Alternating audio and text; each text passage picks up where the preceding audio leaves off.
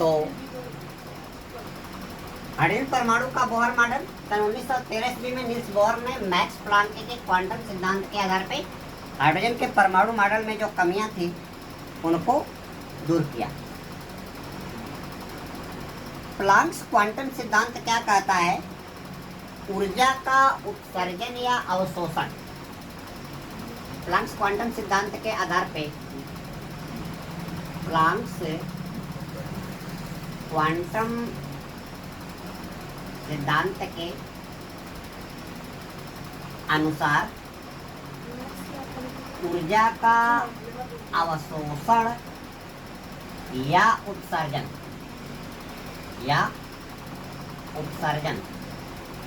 सतत या कंटिन्यूअस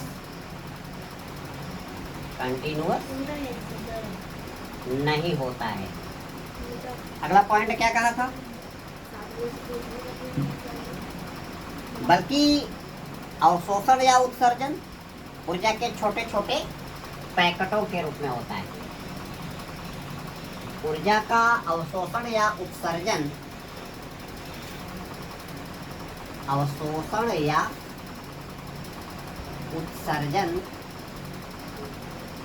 ऊर्जा के छोटे छोटे पैकेटों के रूप में होता है। आप लोग पढ़े हो ना कि प्रकाश जो होता है ऊर्जा के छोटे छोटे कणों के रूप में चलता है, जिनको क्वांटा या फोटॉन से बोलते हैं। तो ऊर्जा के छोटे छोटे पैकेट क्या कहलाते हैं? फोटॉन्स कहलाते हैं। ऊर्जा के छोटे छोटे पैकेट क्या कहलाते हैं? फोटॉन या क्या कहलाते हैं? क्वांटा। फोटॉन या क्वांटा कहे जाते हैं। और एक फोटॉन की ऊर्जा कितनी होती है? hν।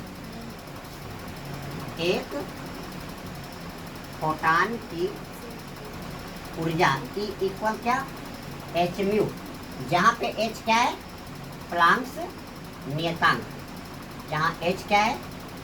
ये आपका है प्लांक्स कांस्टेंट। और h की वैल्यू कितना होता है? 6.6260 इंटू 10⁻⁻34 क्या होता है? जूल सेकेंड होता है। ठीक है। और म्यू क्या है? म्यू क्या है? गति करने वाले कण की क्या है? आवृत्ति है। म्यू गति करने वाले कण की क्या है? आवृत्ति। आवृत्ति को क्या बोलते हैं? फ्रीक्वेंसी। और एक चीज आप जानते हो कि आवृत्ति क्या होती है? Number of oscillation done in unit time. Frequency आपकी हो जाएगी क्या?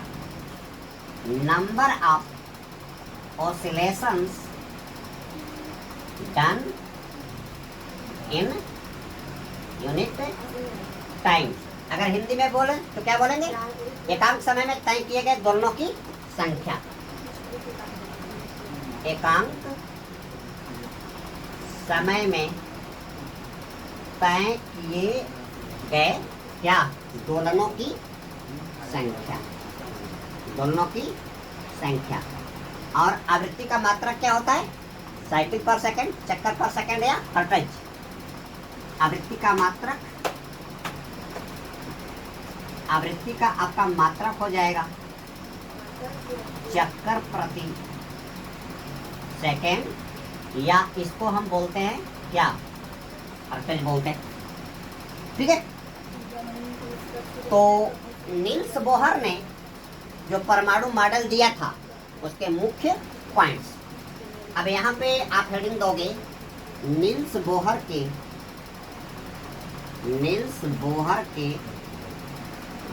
परमाणु मॉडल के क्या? मुख्य बिंदु। क्या कहा था? रदरफोर्ड ने कहा कि, समझो पहले, लिखने को टाइम दूंगा। इलेक्ट्रॉन क्या करता है? नाभिक के बाहर चक्कर लगाता है। रदरफोर्ड ने यह नहीं बताया कि निश्चित ऊर्जा मान के वृत्ताकार कक्षाओं में चक्कर लगाता है।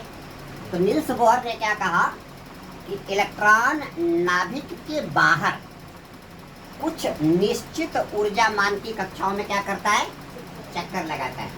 यानी जो अलग अलग कक्षाएं हैं, जिसको आप कक्षा 11 में पढ़े थे, नाभिक के बाहर पहली कक्षा, उसके बाद दूसरी कक्षा, उसके बाद तीसरी कक्षा, यह आपने पढ़ा था के कोष, एल कोष, एम कोष, एन कोष, और कक्षाओं की संख्या कहाँ तक जाती है, इनफाइनाइट तक जाती है, अनंत तक जाती है। ठीक है, और हर कक्षा की क्या होती है, नाभिक से दूरी फिक्स होती है। यानी हर कक्षा की क्या होती है, त्रिज्या फिक्स होती है। हर कक्षा में चक्कर लगाने वाले इलेक्ट्रॉन का वेग फिक्स होता है, और हर कक्षा में घूमने वाले इलेक्ट्रॉन की गतिज ऊर्जा फिक्स होती है। हर कक्षा में इलेक्ट्रॉन की क्या होती है, स्थिति ऊर्जा फिक्स होती है, और हर कक्षा में घूमने वाले इलेक्ट्रॉन की कुल ऊर्जा फिक्स होती है। इस चैप्टर में आप लोग निकालोगे अभी आगे चल करके कि किस कक्षा की त्रिज्या कितनी होती है, किसी कक्षा में घूमने वाले इलेक्ट्रॉन का वेग कितना होता है, और किसी कक्षा में इलेक्ट्रॉन की कुल ऊर्जा कितनी होती है। अभी नील्स बोर के प्लैंक्स क्वांटम सिद्धांत के आधार पे ये सारे के सारे कॉन्सेप्ट हम क्या करेंगे, अभी डील करेंगे। तो पहला पॉइंट क्या कह रहा है, क्या कहा, पहला पॉइंट, इलेक्ट्रॉन नाभिक के बाहर, नाभिक के बाहर खाली स्थान में क्या करता है, निश्चित ऊर्जा मान की कक्षाओं में, निश्चित ऊर्जा मान की कक्षाओं में क्या करते हैं, चक्कर लगाते हैं। इन कक्षाओं को क्या बोलते हैं, अस्थाई कक्षाएं। ठीक है, अस्थाई कक्षाएं जो है कहते हैं, ये कक्षाएं हैं कौन, ये कक्षाएं के कोष, एल कोष, एम कोष, एन कोष, कहाँ तक जाएगा, अनंत तक जाएगा। दूसरा पॉइंट क्या कहा कि एक कक्षा में चक्कर लगाते हुए इलेक्ट्रॉन न तो ऊर्जा को अवशोषित करता है, न तो ऊर्जा का त्याग करता है। यानी एक कक्षा में इलेक्ट्रॉन बिना ऊर्जा का त्याग किए क्या करते हैं, चक्कर लगाते रहते हैं। जैसे आपको मैं अभी बताऊं, अभी लेटेस्ट घटना चल रही है चंद्रयान 3, और चंद्रयान 3 को वैज्ञानिकों ने चंद्रमा की तरफ प्रक्षेप कर दिया है।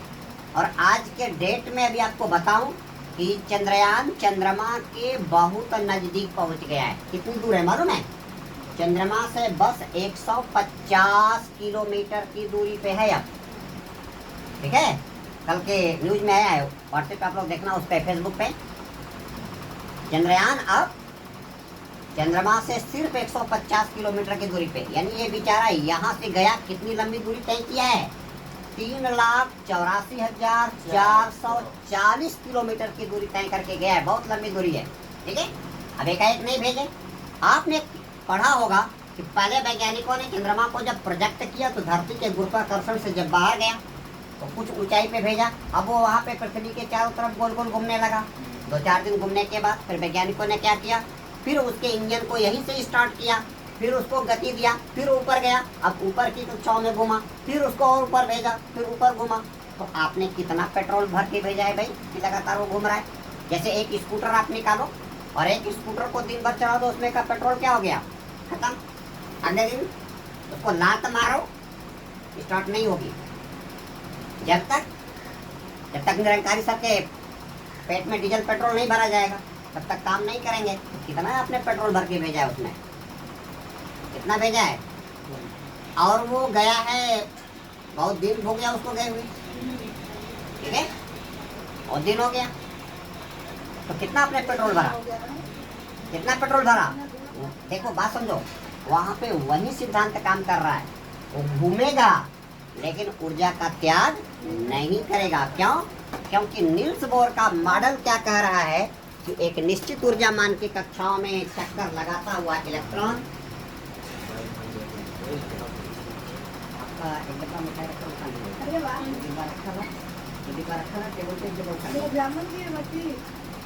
जो भी रखा है।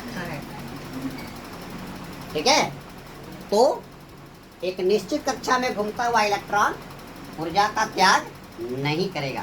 ठीक है, तो वैसे ही चंद्रयान पृथ्वी से ये कक्षा में घूम रहा था, है ना। ये उपग्रह भी घूमते हैं और कक्षा में जब एक निश्चित कक्षा में घूमेंगे तो ऊर्जा का त्याग नहीं करेंगे। तो दूसरा पॉइंट है, क्या कहा,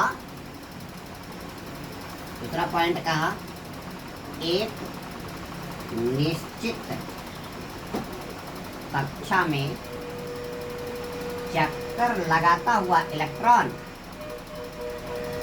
चक्कर लगाता हुआ इलेक्ट्रॉन बिना ऊर्जा का त्याग किए, बिना ऊर्जा का त्याग किए क्या करता है, लगातार लगातार चक्कर लगाता रहता है। ठीक है, अब क्या कहा, ध्यान से सुनिए। चक्कर लगा रहा था, फिर वैज्ञानिकों ने क्या किया, उसके इंजन को स्टार्ट किया, और इंजन को स्टार्ट किया तो उसकी ऊर्जा क्या हुई, बढ़ी, और ऊर्जा जब बढ़ाया तो क्या हुआ, अभी यहाँ घूम रहा था, शट से स्टार्ट हुआ तो क्या होगा, और ऊपर जाएगा। अब वहाँ पे रोक करके क्या किए, वहाँ पे चला रहा है, बार बार इसको स्टार्ट कर रहे थोड़े समय के लिए, तो अगर केवल 10 मिनट के लिए स्टार्ट किया गया था, और 10 मिनट में उसने जो है मालूम है कितनी दूरी तय कर लिया, 60,000 किलोमीटर की दूरी तय किया, 1.5 लाख किलोमीटर की स्पीड से उसको अभी प्रोजेक्ट किया जा रहा है।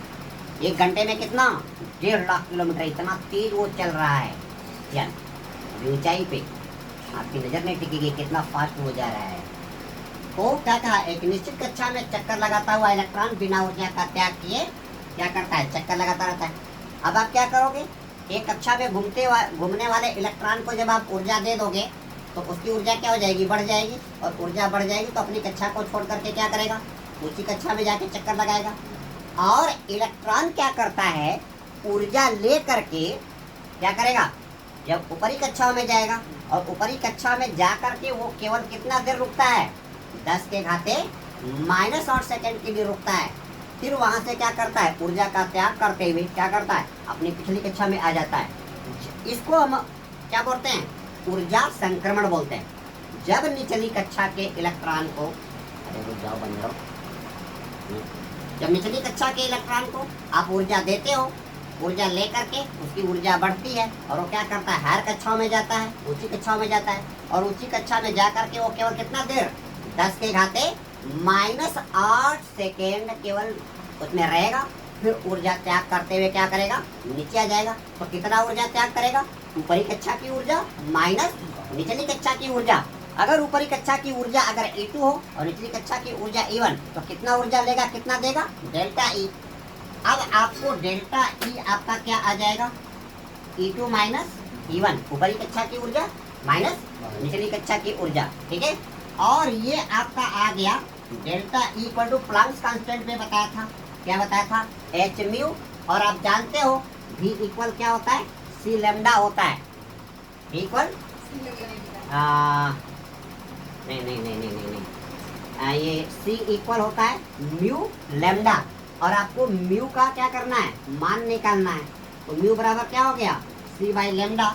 तो अब यहाँ पे आपका डेल्टा E क्या हो गया, म्यू की जगह क्या कर दो, C बाई लैम्डा, और इलेक्ट्रॉन क्या करेगा, ऊर्जा क्या जाएगी, hc बाई लैम्डा, या h म्यू या hc बाई लैम्डा। यानी इलेक्ट्रॉन क्या करेगा, जब एक कक्षा से दूसरी कक्षा में जाएगा तो क्या करेगा, एक निश्चित ऊर्जा मान की वो आवृत्ति निकालेगा, या एक निश्चित ऊर्जा मान के क्या करेगा, तरंग निकालेगा। और इसी प्रिंसिपल का यूटिलाइजेशन कर लिया शादी ब्याह में। पटाखा फोड़ने वालों ने वो क्या करते हैं, कोई रासायनिक पदार्थ जलाते हैं, और उसके इलेक्ट्रॉन क्या होते हैं, एक्साइटेड होते हैं, और एक्साइटेड होते हैं तो हायर क्लासेज में जाएंगे, और हायर क्लास में जब निचली क्लासों में आएंगे तो क्या करेंगे, तरंग दैर्ध्य निकालते हैं। और तरंग दैर्ध्य क्या होता है, रंग देगा। जैसा कि प्रकाश में रंग होते हैं कितने, 7 कलर, BIBGYOR। तो जिस तरंग दैर्ध्य को निकालेगा वही उसका क्या करेगा, रंग दिखेगा। वही प्रिंसिपल, ये कपड़ा हम अभी उज्जर पहन के बैठे हैं, ठीक है, ये कहीं करिया दिख रही है, ये जो है लाल दिख रहा है। तो ऐसा क्यों, प्रकाश तो सब पे नहीं पड़ रहा है, लेकिन ये काला दिख रहा है, ये लाल दिख रहा है, ये नीला दिख रहा है, ठीक है, उसका कपड़ा हरा दिख रहा है, उसके टी शर्ट पे जो हार्ट बना है वो लाल दिख रहा है, ठीक है। ऐसा क्यों, यही मिलने बहुत लोग हैं, कुछ लोग मेहमानी करने रुक गए, कुछ लोग का मान सम्मान नहीं हुआ, बेइज्जत होकर के वहां से निकल आए। जो निकलेगा वही दिखेगा। अगर मान लो वंदना के घर अर्चना और ज्योति गई है और अर्चना का बड़ा स्वागत हुआ, ज्योति का अपमान हुआ, ज्योति वहां से निकलेगी तो पियर का कपड़ा पहन करके निकल रही है, तो कौन देखेगा? पियर का कपड़ा। क्या कहा? इलेक्ट्रॉन एनर्जी लेकर के लोअर क्लास से हायर क्लास में जाता है और हायर क्लास में कितना 10⁻⁻8 सेकंड रुकता है और -8 सेकंड रुकने के बाद क्या करता है? अपनी पहले वाली कक्षा में आएगा। जब पहली कक्षा में आएगा तो डेल्टा ई एनर्जी लॉस करेगा और डेल्टा ई आपका क्या हो जाएगा? E2 - E1 यानी ऊपरी कक्षा की ऊर्जा माइनस निचली कक्षा की ऊर्जा। और म्यू इक्वल टू क्या होता है? c/λ। डेल्टा ई क्या हो गया? hc/λ। h क्या है यहाँ पे? Planck's constant. c क्या है? प्रकाश की चाल है निर्वात में, कितना होता है? 3 × 10⁸ मीटर पर सेकंड। और लैम्डा क्या है? उत्सर्जित प्रकाश की या किरण की ऊर्जा की क्या? तरंग दैर्घ्य। जो तरंग दैर्घ्य निकलेगी वहीं उसका कलर दिखेगा। ठीक है, तो इसी आधार पे नील्स बोर ने कहा कि हाइड्रोजन से निकलने वाला स्पेक्ट्रम क्या होता है? कंटिन्यूअस नहीं होता, बल्कि उसमें कुछ निश्चित ऊर्जा मान की क्या होती है? तरंग दैर्घ्य होती हैं। तो दोस्तों, अगले वीडियो लिंक में हम हाइड्रोजन परमाणु के मॉडल को देखेंगे। आप हमारा अगला वीडियो लिंक देखने के लिए हमसे जुड़े रहिए। Very shortly I will release my next video link related to these topics. Thanks. चलिए।